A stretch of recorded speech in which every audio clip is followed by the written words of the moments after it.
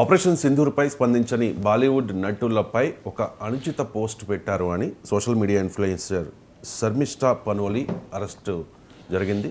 So Mamata Banerjee సర్కార్ చర్యపై దేశవ్యాప్తంగా నిరసనలు వ్యక్తమవుతూ ఉన్నాయి. ముఖ్యంగా Pawan Kalyan Andhra Pradesh deputy CM comment చేశారు దీని మీద. మరి మీరు సనాతన ధర్మాన్ని గందా ధర్మం అంటే కలుషితమైన ధర్మంగా చెప్పారు, మరి మీ మీద చర్యలేవి, మీ పార్టీ నాయకుల మీద చర్యలేవి అని చెప్పేసి. సార్ మనం చూసాం కదా సార్, గతంలో సనాతన ధర్మం ఒక వైరస్ అంటే ఉదయనిధి స్టాలిన్ మీద కూడా పవన్ కళ్యాణ్ రియాక్ట్ అయ్యారు.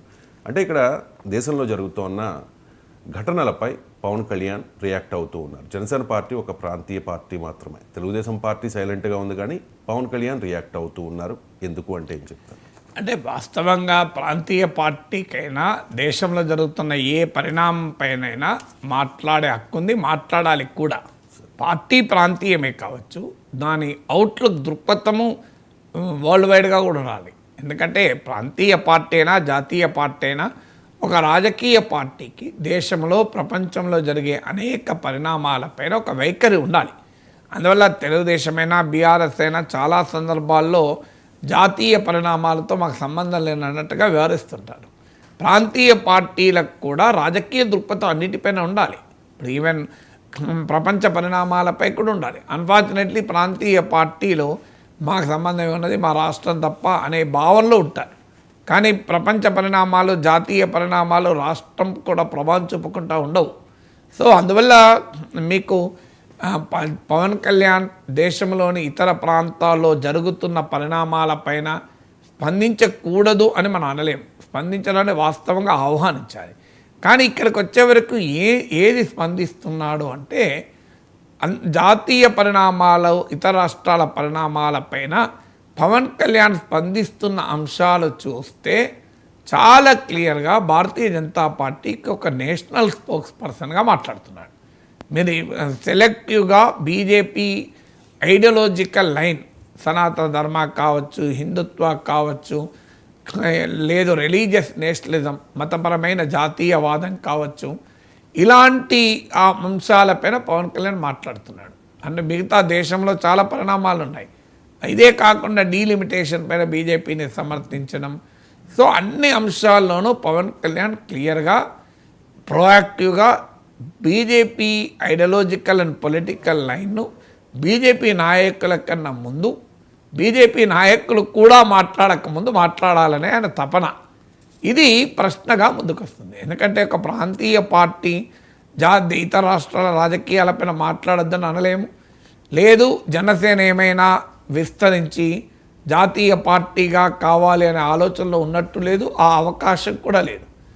అడపాదడపై ఈ చర్చ కూడా వచ్చింది కూడా, ఇతర రాష్ట్రాలకు కూడా పవన్ కళ్యాణ్ విస్తరిస్తాడా అని. ఆల్రెడీ కేసీఆర్ అనుభవం ఉంది, భారత రాష్ట్ర సమితి పెట్టి తెలంగాణ కూడా కోల్పోయాడు. ఆ మాటకొస్తే రాష్ట్ర విభజన తర్వాత దేశమంతా విస్తరించకపోయినా తెలంగాణ ఆంధ్రప్రదేశ్లో ఉండాలని లక్ష్యంతో జాతీయ పార్టీగా తెలుగుదేశం తనకు తాను ప్రకటించుకున్న సందర్భం కూడా ఉంది. కానీ ఆచరణలో జరిగింది ఏమీ లేదు. ఆచరణలో ఉన్న తెలంగాణకు కూడా కోల్పోయాను. సో అందువల్ల ఇప్పుడు ఈ అనుభవాల నేపథ్యంలో పవన్ కళ్యాణ్ ఇతర రాష్ట్రాలకు పోయి అక్కడ పొలిటికల్ స్పేస్ ప్రయత్నిస్తాడనే వాతావరణమే తెలియదు. చెయ్యడం అని మనం ఎవరము ఖచ్చితంగా చెప్పలేము.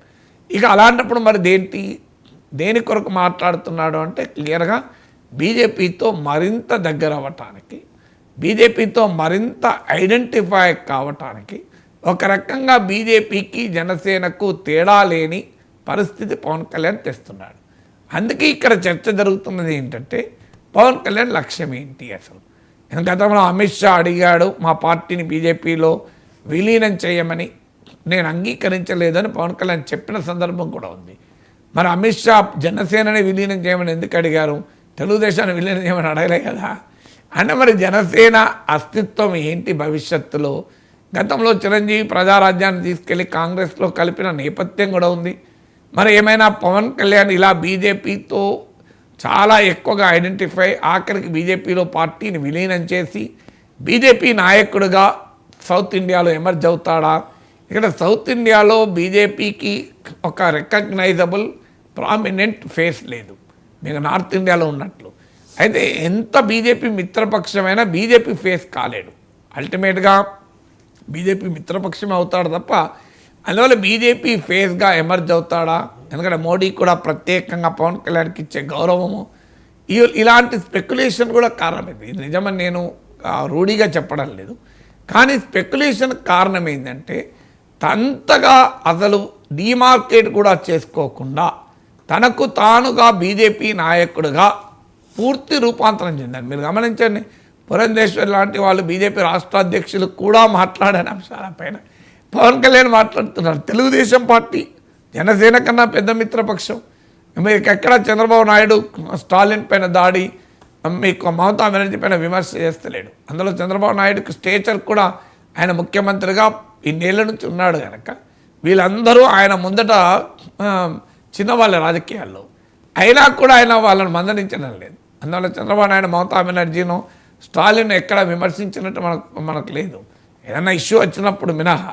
కానీ పవన్ కళ్యాణ్ పనిగట్టుకొని ఒక రకంగా భూతద్దం పెట్టి ఎక్కడన్నా ఏదన్నా దొరికితే మైక్రోస్కోప్ పెట్టి దానిపైన రియాక్ట్ కావడము, ఆ రియాక్షన్ కూడా క్లియర్గా బీజేపీకి పూర్తి స్థాయిలో ఏమాత్రము అసలు బీజేపీ స్పోక్స్ పర్సన్ మాటలకు పవన్ కళ్యాణ్ మాటలకు తేడా కూడా ఉండడం లేదు. ఒక రకంగా బీజేపీ స్పోక్స్ పర్సన్ల కన్నా ఎక్కువ ఐడెంటిఫై మాట్లాడుతున్నాడు. పోనీ పవన్ కళ్యాణ్ విధానమే ఇది అంటే అది కాదు. ఆయన మొదటి నుంచి మనకు అసలు నాకు మతం అంటే నమ్మకం లేదు, దేవుడు అంటే కూడా కేర్ చేయను, ఇలాంటి మాటలు మాట్లాడి మనం చాలాసార్లు చెప్పుకున్నాం. తన తండ్రి గురించి, తండ్రి దేవుని దగ్గర దీపం పెట్టి ఎలా ఉపయోగిస్తాడు ఇవన్నీ చెప్పాను నేను, మళ్ళీ మాట్లాడడం బాగుండదు. సో ఆయన గతంలో మతం గురించి వీడికి కులం గురించి మాట్లాడినవి అందరికీ తెలుసు. ఇప్పుడు అందుకే మీకు సోషల్ మీడియాలో చూడండి పవన్ కళ్యాణ్ పైన ఉన్న మీవులు ఎవరి మీద ఉంటలేవు. కారణం ఏంటంటే ఇంత వేరియేషన్ ఏమైంది, చేగువెరా నుంచి మీకు కాషాయం వరకు సనాతన వరకు మారాడు. ఆ మార్పే కాదు, అసలు కంప్లీట్గా గతంలో ఎన్నడూ లేని పవన్ కళ్యాణ్ మనం చూస్తున్నాం. అందువల్ల పవన్ కళ్యాణ్ లక్ష్యం ఏంటి? పవన్ కళ్యాణ్ కొత్తగా బీజేపీతో బంధం పెరిగేదేమీ లేదు. పవన్ కళ్యాణ్కి బీజేపీ అవసరం తక్కువ, బీజేపీకే పవన్ కళ్యాణ్ అవసరం ఎక్కువ. అందుకొరకు ఆరాటపడి బీజేపీతో అంత ఐడెంటిఫై కావాల్సిన అవసరం పవన్ కళ్యాణ్కి లేదు. ఎందుకంటే ఆయనకు పవన్ కళ్యాణ్కు బీజేపీతో ఆరాటపడి బీజేపీతో ఐడెంటిఫై కావడం వల్ల వచ్చే రాజకీయ ప్రయోజనం ఏమీ లేదు. రాష్ట్రంలో పవన్ కళ్యాణ్ సొంత బలం మీదనే 21 సీట్లు తెచ్చుకున్నాడు తప్ప, అంటే కూటమి సహకారంతో బీజేపీ వల్ల బలపడలే. ఆ మాటకైతే బీజేపీకి అవసరం, తెలుగుదేశం అవసరం, జనసేన అవసరం. ఇకపోతే జనసేన పవన్ కళ్యాణ్ పైన ఏం సిబిఐ కేసులు లేవు, ఈడీ కేసులు లేవు, ఆయనకు ఆ రకంగా కూడా బీజేపీ అవసరం లేదు. ఇప్పుడు జగన్మోహన్ రెడ్డి లాంటి వాళ్ళు బీజేపీ పట్ల ఒక్క మాట అనకుండా ఉంటున్నాడంటే ఆయన ప్రాబ్లమ్స్ ఆయనకు ఉన్నాయి. సో అందువల్ల ఇలాంటి ప్రాబ్లమ్స్ కూడా పవన్ కళ్యాణ్కి ఏమీ లేవు. మరి ఆయనకి ఏ అవసరం వచ్చింది ఇంతగా ఐడెంటిఫై కావడానికి? పోనీ ఆంధ్రప్రదేశ్లో ఈ రకమైన వైఖరి ఏమైనా ఓట్లు తెస్తుందా? ఆంధ్రప్రదేశ్ సామాజిక రాజకీయ పరిస్థితి చూస్తే హిందుత్వ పాలిటిక్స్, అగ్రెసివ్ హిందుత్వ చేస్తే ఆ పవన్ కళ్యాణ్ బలం పెరగడం అనేది జరగదు. అలా జరుగుంటే బీజేపీ బలమే పెరిగేది కదా. ఆ మాటకొస్తే తెలుగుదేశం కూడా అదే స్టాండ్ తీసుకునేది కదా, అలా అవకాశం ఉంటే. మరి తన పెరుగుదలకు ఉపయోగపడని వైఖరి ఎందుకు పవన్ కళ్యాణ్ తీసుకుంటున్నాడు? ఆయన మరి వేరే జాతీయ పార్టీ పెట్టే సూచన కూడా లేదు. మరి ఎందుకు అంటే అందరికీ అనుమానం ఏంటంటే అల్టిమేట్గా మరి ఎక్కడి దాకా పోతుంది ఈ వ్యవహారం? జనసేనను తీసుకెళ్ళి బీజేపీలో కలిపేదాకా పోతుందా? పవన్ కళ్యాణ్ బీజేపీ నాయకుడిగా కూడా రూపాంతరం చెందుతాడా?